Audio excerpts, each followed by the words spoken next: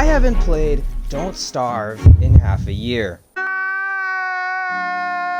And in that time, Clay has been adding new content in my absence. This includes the new Tears Below update, introducing new enemies, crafting stations, and gear for the most advanced of players. This update is a massive change to Don't Starve, so I set out with a small group of friends to uncover the many secrets of the Tears Below.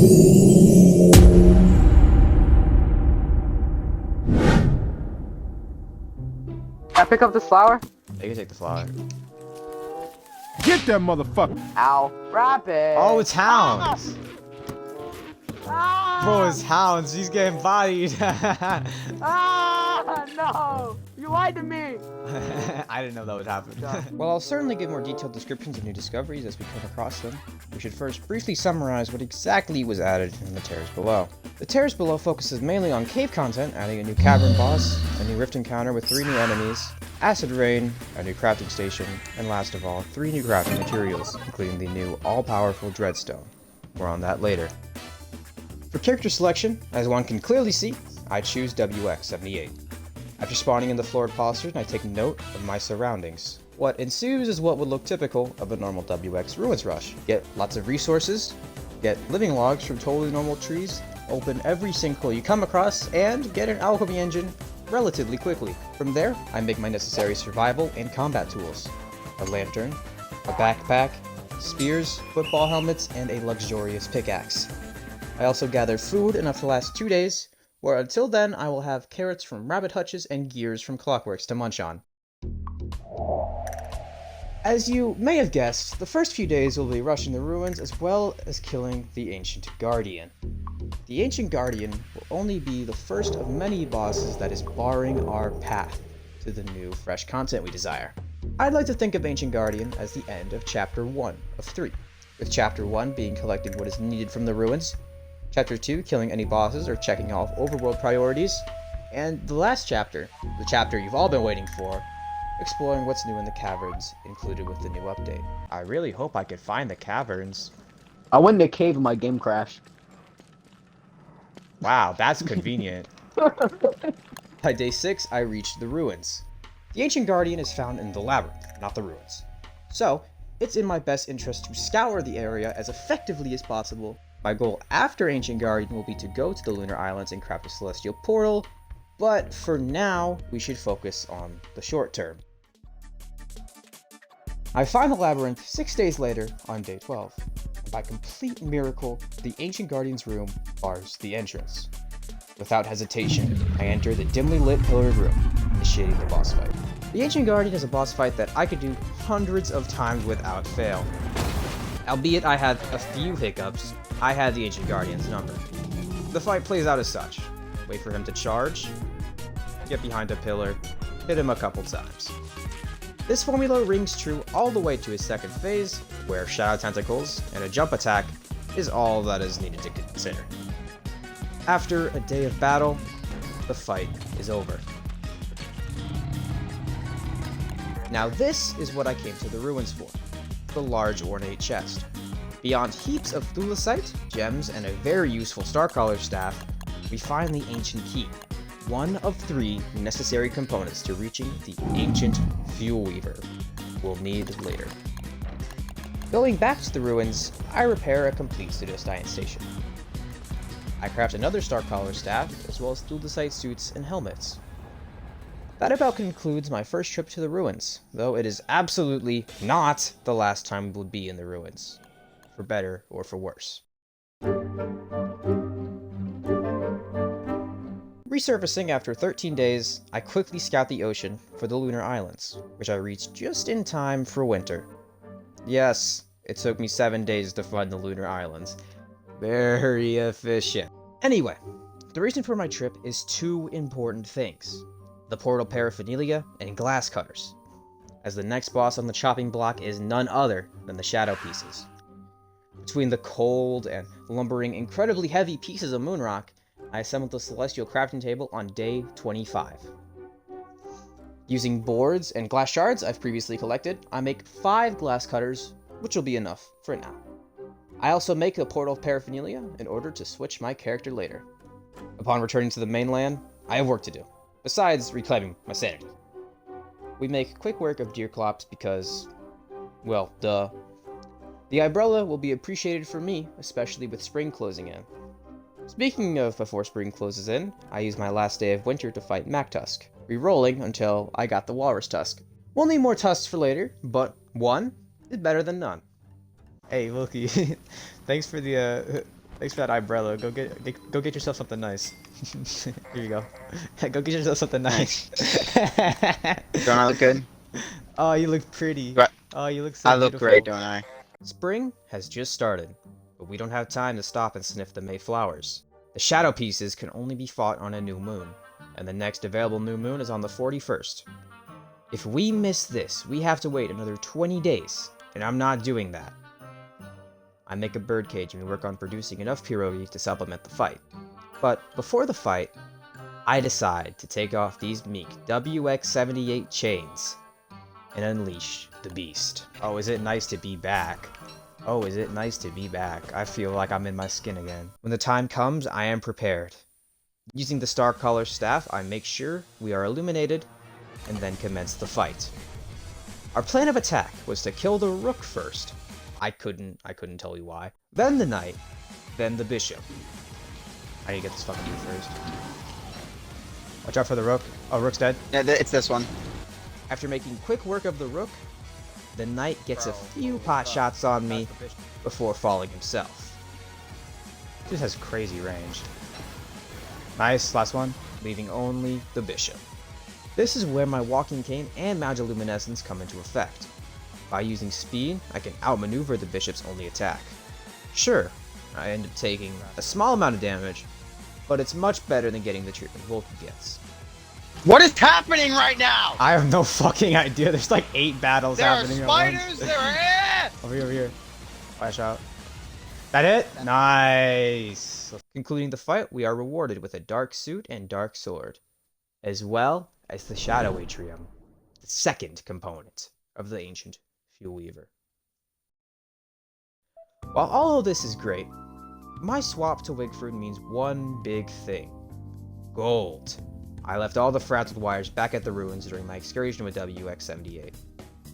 Going back, I am left with the daunting task of regaining them as a different character, and after taking a considerable beating, I emerge with 15 frazzled wires and a marble, adding up to 229 pieces of gold.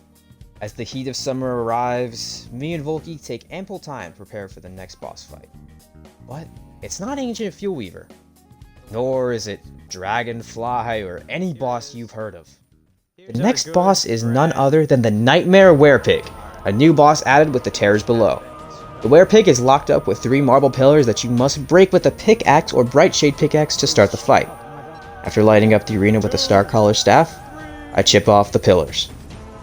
The Nightmare Werepig has 10,000 HP, 2 phases, and a unique fatigue scale. We have to be insane to hear. I just realized you have to be insane to see the things. Parasite Shadeling. Boom. All right, third one. There we go. Get those hits in. Fuck me. Did I get hit by him or? Alright, he's tired. He's tired. The trick is to dodge diagonally up whenever he uses his lunge attack, his most prominent and threatening attack. After dodging 3 lunges in a row, he gets winded and falls to the ground, giving you the only real opportunity to strike on him. Due to his relatively low health, you'd assume this fight would make for an easy kill. However, the Werepig has something other bosses don't: leech damage. Nice work. The Werepig recovers a determinate amount of health on hit, which gives the fight a theme of get good or keep peeling the boss. Something nobody wants. I wasn't exactly perfect in this fight for a first time go around, and he was, in all honesty, our first real challenge this video. Stoned Volky, as you can see. Oh. But sooner than later, we had his number. On your feet, bitch! Let's go! Let's go! We dubbed, baby! With the Werepig down, we totaled our earnings: 11 Dreadstone and 4 Pure Horrors. These are both new resources that can be used to make Dreadstone armor as well as shadow crafting items. A new tab.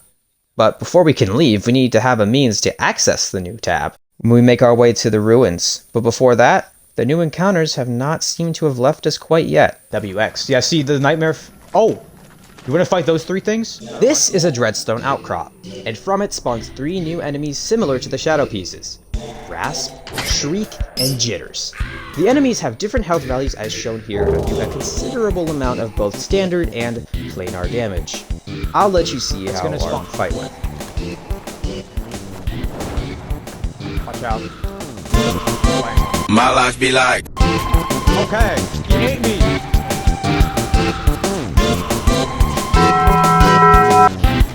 Slide's gonna die.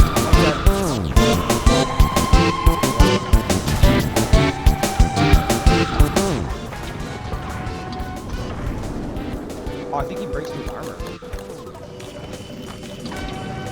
Maybe.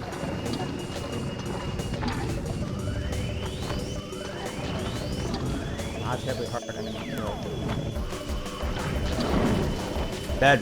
When reaching the ruins, I make a suicide charge to craft the Shadow Plinth, mainly because I don't want to waste time. I've got places to be. Can I also just talk about how quickly I crafted the station? I mean, look at it! That's not edited, I swear down! Anyway, surviving that nightmarish assault. With the Shadow Plinth kit in hand, I reunite with Volky and we exit the ruins. The next time we enter the ruins, we kill the Fuel Weaver. Being as it's time to prepare for the Fuel Weaver, I make myself the goal to get 2 lazy explorers, 3 weather panes, 4 thulicite suits, and a bunch of healing food, namely pierogi. Before any of that, however, I go to the caverns on day 66 to get the final component of the Fuel Weaver, albeit the easiest one, the 8 fossil fragments. With this, we can now start the fight whenever we want, but it's a matter of being prepared enough. When we get back to the surface, I waste no time going to the Lunar Islands and crafting 8 glass cutters to fight this Fuel Weaver since he is considered a shadow entity. In order to craft the Lazy Explorer, we need orange gems. So, me and Volky head to the heart of the ruins to procure the gems I left behind as WX. In the middle of the caverns is also where we witness our first add-on from this esteemed update. Acid Rain. Whenever it rains on the surface, Acid Rain will occur in the caverns. Essentially a more dangerous rainfall, Acid Rain deals 1 damage to the player, 3 damage to armor, and 1% of freshness to food every 1.5 seconds. Neither encloses the ponds in the caverns though, and bats of all things are empowered by the rain. Although we're tagged by basically anything that can kill us in the ruins, I also somehow pick up the ancient key left behind by my first endeavor as well, meaning all 3 components are well in my possession. To get the next item we need, weather panes, I take it upon myself to kill every moose in our world. I mean seriously, we killed 4 moose gooses when 2 was sufficient. But after a tremendous rampage of endangered goose hybrids, I get to collecting goat horns, necessary to craft weather panes in the desert. By leading them to a tentacle, I can safely kill them. Unfortunately, it took a couple tries, as I had terrible luck getting an item with a 25% drop chance. After committing an equally tragic massacre on the Volko population, I craft the 3 weather panes, which will prove to be incredibly useful during the fight. And that is about all we need for the fight. Other items made include the weaponized warble and rude interlude to work in conjunction with the heart-rending ballad. And the Nightmare Amulet, which does not turn out to be all that useful, as insanity will not be a problem. On day 98, we are prepared to traverse the atrium. Now, how is it we plan to reach the atrium? Legitimately? With the tentacles.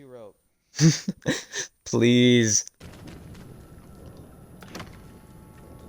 It still works, baby!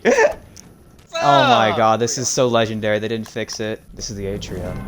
So don't go yet. We have to find the thing. This is legit.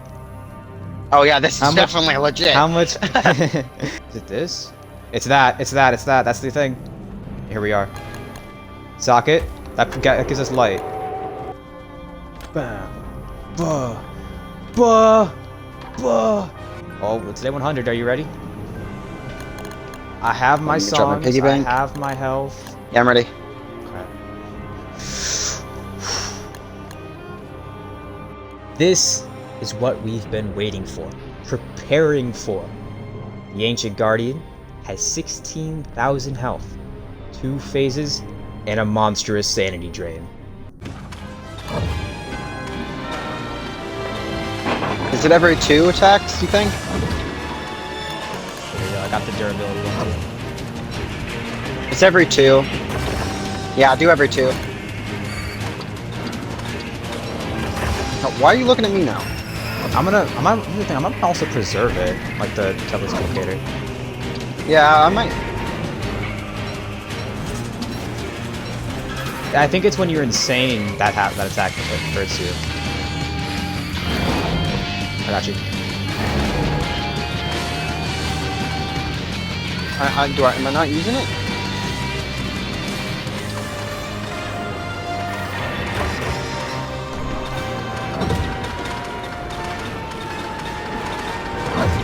Bro, I'm getting stun locked. Yeah, I saw that. That didn't look very enjoyable.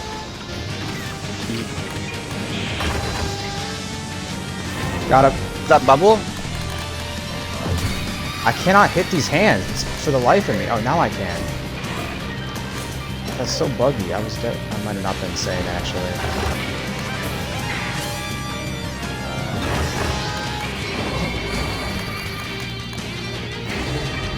Use. Oh my god. I'm very much hit. Do you help? No, I'm good.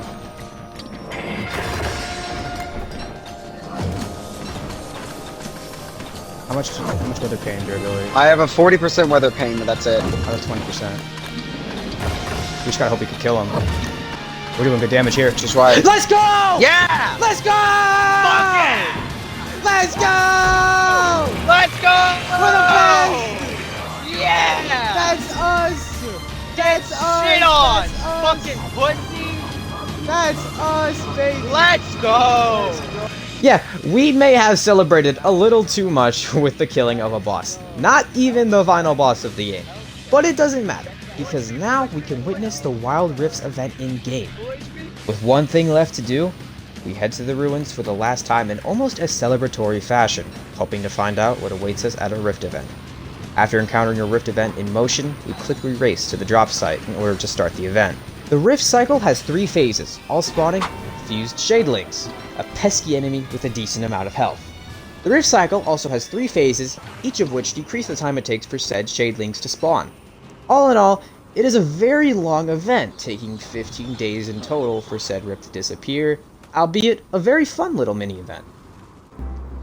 With the conclusion of the Rift cycle, we count over a stack of pure terror. And to get the Dreadstone we lack, we head to the Werepig to get the rest of it we need. Lastly, I gather a construction amulet to get a discount on the armor we'll be crafting, and with that discount, I am scarcely able to craft an armor set for the both of us. Posing for one final photo shoot. While not perfect, The Terrors Below to me was a great update. The content it added did not fail to entertain, and the ruins for once in a long time are a breath of fresh air. Introduction of planar damage made full-on tanking as a means to kill bosses an outdated system for the new ones. I would give this update a 9 out of 10 for its creativity within boundary and variety within the ruins, as well as the new equipment and gear that is gained from your trials in the deep. My parting advice? Grab some friends, and see for yourself if you can survive the terrors below. When she bends, I'm like, ho ho ho, till like, yes. When she yes, when I yes, and then I no. Ho ho ho.